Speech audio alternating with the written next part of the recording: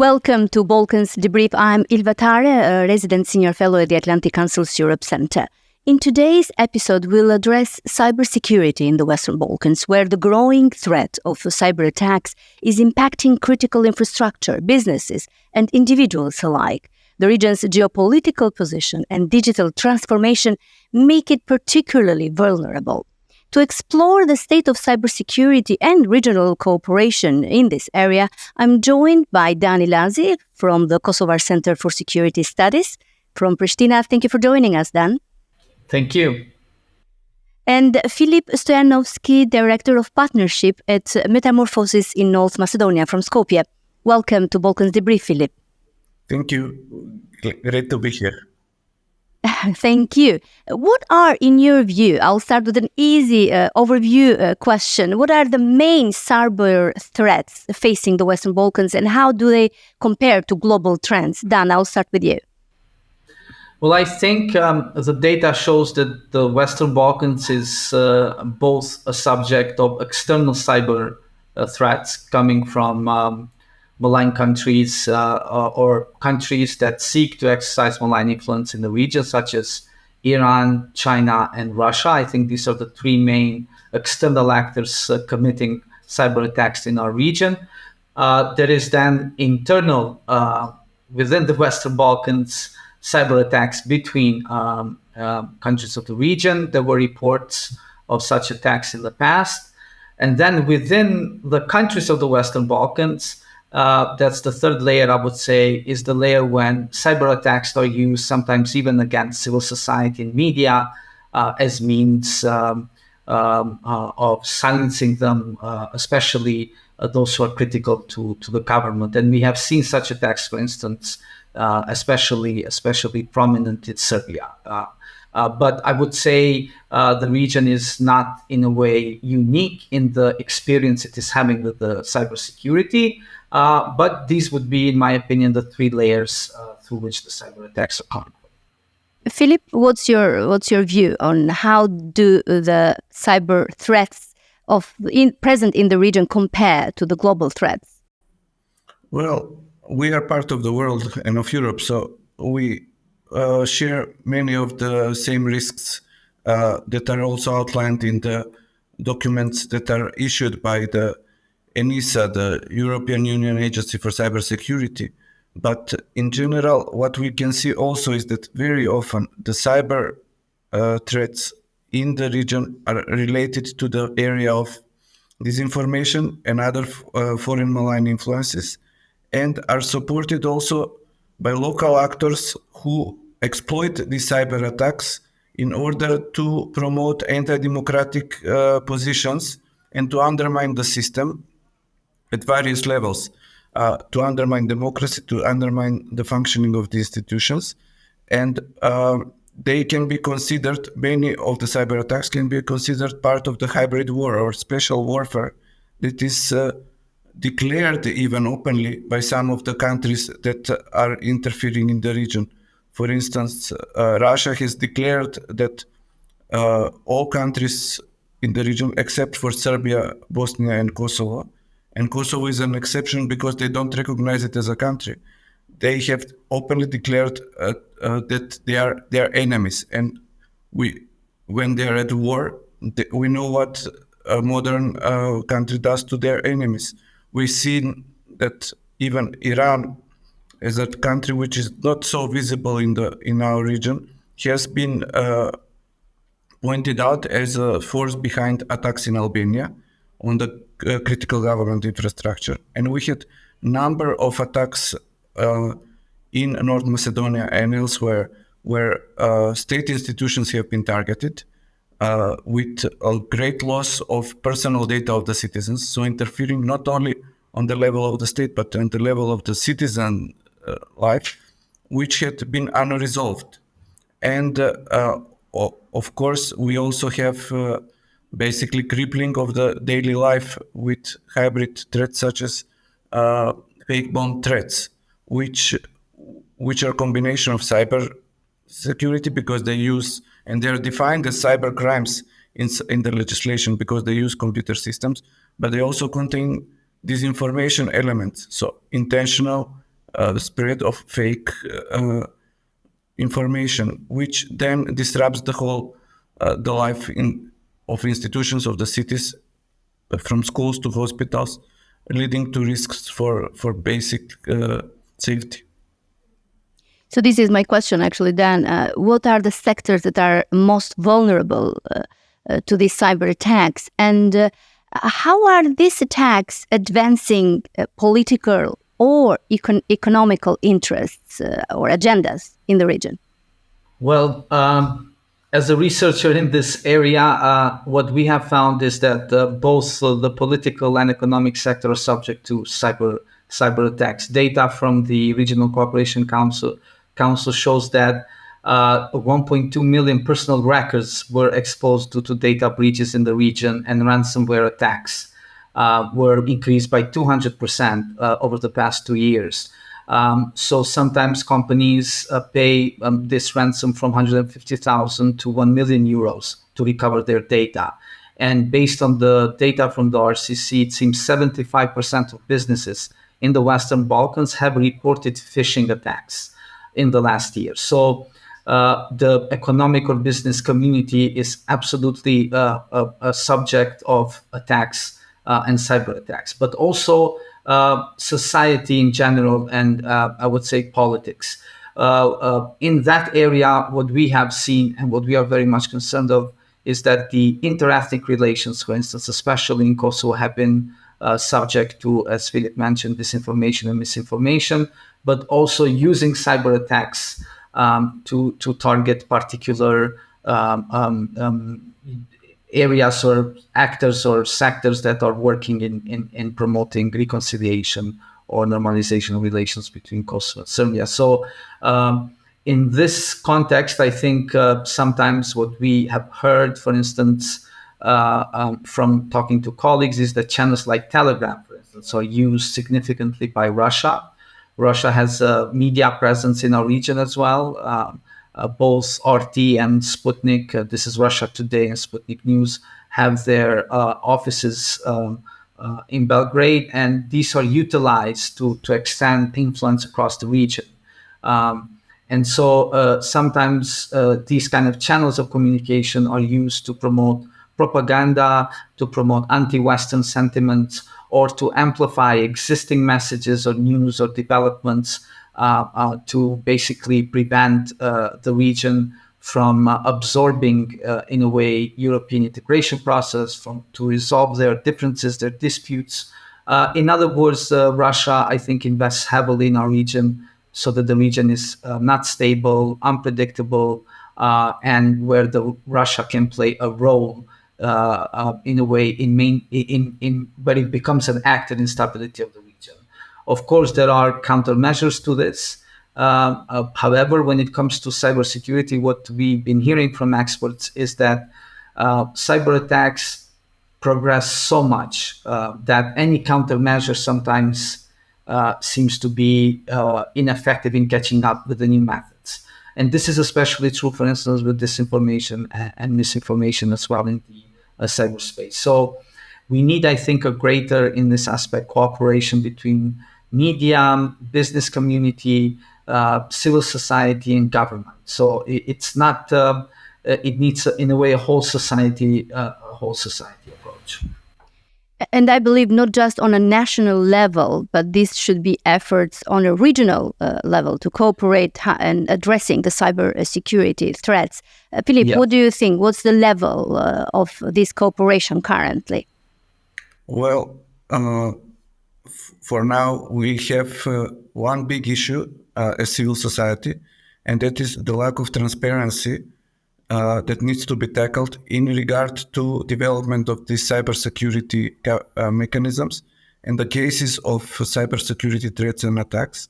Because in order for the civil society to be able to serve as a bridge between the institutions and the general population, we need the institutions first to upgrade their capacities, both for internally, both for addressing the threats on their own, but also, like you said, many of the issues that we face are similar. sometimes the threats are concurrent or attack several countries at once, or we have a wave of similar activities going on from country to country, such as this case of bomb threats, fake bomb threats. But also, we have to note that building the capacities for facing the cybersecurity threats and facing foreign malign influences, foreign information manipulation, and other similar threats is part of our Euro integration process. And all the countries are not only obliged practically to protect their own integrity of their systems, to protect their citizens. It is also a formal requirement of the EU integration process. And working together, given the capacities of all the Balkan countries, which are not so high, is the only way where we can pool resources and work in a way that would be beneficial to all, especially because we know that all other kinds of criminal activity are tackled through joint work and through international legal mechanisms. If I may add In there, fact, indeed. Yes, sure, Dan. Last year, we, as Kosovar Centre for Security Studies, we were leading the thematic working group on geopolitics and security in preparation of the civil society forum of the Berlin process that took place in Tirana. And we had a group of security experts from across the region, and we had a number of discussions in terms of where the state of the regional security cooperation in Western Balkans, challenges and opportunities.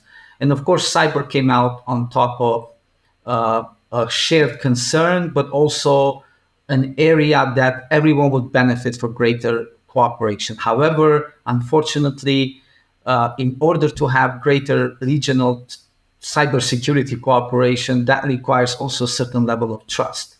And now the lack of, or let's say more political issues are preventing greater, in general, security cooperation in our region, but especially in the cyber domain. But one positive development in recent period has been the launching of the Cybersecurity Center in Podgorica, Montenegro, which will be probably playing a major role in bringing the region more together in terms of cooperation on cybersecurity, but also building capacities. A key aspect of regional cybersecurity cooperation that emerged from our discussion is that there needs to be a greater share of information when there are attacks, when the way how solutions are launched. So that there is a lot that can be done at the region. Unfortunately, right now, both the political issues are preventing that, and the lack of, in a way, mechanisms to support the cooperation. But and I believe you resolved. rightly mentioned the element of trust that is missing among the countries, especially, I would say, between Kosovo, Serbia, but even among other countries. A cyber threat in the Western Balkans is a threat for Europe, for the European Union too, I believe. What can EU cybersecurity framework, including ENISA, do to strengthen cybersecurity capacities for the region? Filip? Well, it is essential for all the cybersecurity related institutions in the region to work with European Union institutions and to connect in any way possible. What we see is that ENISA is doing threat assessments at the EU level, and the work of national CERT centers and other structures which are related to cybersecurity, which include establishing a very strong cooperation between law enforcement, military defense, and the justice system, all need to be involved in the work of the European institutions and seek help, seek knowledge first, but also procedures and establishment of the framework, which is necessary for us to catch up. Because if you go to the Global Cybersecurity Index, the countries from the Western Balkans are either in the evolving or establishing stage, which are lower levels. Only few are in the advancing stage, like Albania and like Albania, I think is the only one. But it is very, very needed that we get as a region and as individual countries the higher cooperation with the European structures. It is not, but what we see also, and we talked about this also yesterday at the summit in Kosovo on peace and democracy, that there is a big lack of internal capacities, both intellectual and also we need more dedication by the countries to allocate funds in order to enable this cooperation and spread of this knowledge once it's established in a way of cooperation with the European Union and NATO structures to be spread and applied locally. What we see, for instance, in North Macedonia, we have very few people working on cybersecurity in the state institutions. Even though in most of the Western Balkan countries there are proper laws enacted and aligned with the European Union, most of the reports by European Union, which used to be called progress reports, now are annual reports, do not praise the level of implementation and the level of allocation of resources. We cannot only wait. Filip, a follow-up question here. Is it lack of funds? That's why there are very few employees on this sector, or is the lack of vision? The lack of vision is something that you excellently pointed out, because we really need leadership that would be able to place our countries into the 21st century, rather than somewhere else on the spectrum of where some nationalist forces want to drag us back. And this lack of vision should be really supplemented with this real dedication to the European integration, to the Euro-Atlantic integration. What we see is also that in some countries such as North Macedonia, there are legal obstacles to hiring people who are experts to work for the government institutions, because there are caps on the levels of salaries for state employees, which were enacted in some other period in time due to, let's say, caution about corruption. And now in the previous year there were need to find creative solutions in order to both retain the anti-corruption measures, but also to provide opportunities for IT experts overall, but especially for IT security experts to work for the government. Otherwise, the government would depend on outsourcing with the private sector or even with foreign companies, which is not sustainable on a long term, because local capacities needs to be developed and sustained. If I may Dan. interject. Yes, please. This we month. are towards the final comments. Yeah. Thank you. This month we had two policy roundtables, one in Tirana and one in Berlin, to talk about how the region can approximate itself further with the EU in the digital area. In other words, how we can have gradual integration of the region in EU's digital and cybersecurity framework and policies. Our focus is in promoting a concrete plan for the region to become part of the ENISA, or the European Union Cybersecurity Agency. The existing legislation or treaties in the EU do not allow for countries to become members of ENISA unless they are member states of the EU. However, there are ways how the ENISA can cooperate with the Western Balkans in a manner that is more, in a way, stronger, and it allows the countries of the region to have more access in ENISA. And this is by potentially offering them the status of observer countries in ENISA. We have developed a concrete policy paper with the support of the Open Society Foundation on how to do this. And I'm very happy to say that when we did the policy roundtable in Tirana, we had embassies of all 6 countries of the Western Balkans attend this. And in Berlin, we had representatives from key federal government ministries of the German government attend this discussion. And I think there is a great, in a way, willingness to listen to how we can bring the region closer to the EU. And the reason for this is because when you look at what the EU is committing itself to do with the Western Balkans, one of the key areas is to bring the region or integrate the region in EU's single digital market. And it is just logical that if you are planning to integrate the region in EU's single digital market, you are making sure that the region is also part of EU's cybersecurity policies and mechanisms. So this is key. One, I think, positive aspect in recent time has been this memorandum of understanding on interoperability and trust services that was signed by all Western Balkan 6. But we need to see how much of this is being implemented. There will be a meeting this autumn of what the EU Commission calls a regulatory dialogue between EU and the Western Balkans, where they will talk about in more details about how the region can become more integrated in EU cybersecurity mechanisms.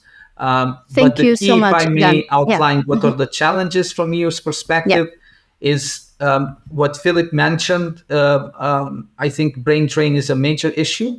So there is a problem with capacities. The private sector is much more attractive in terms of incentives and salaries for individuals who are well educated in IT. However, there are more other challenges that the governments can do to improve. For instance, they can improve resourcing of institutions, units in governmental organizations that are tasked with cybersecurity.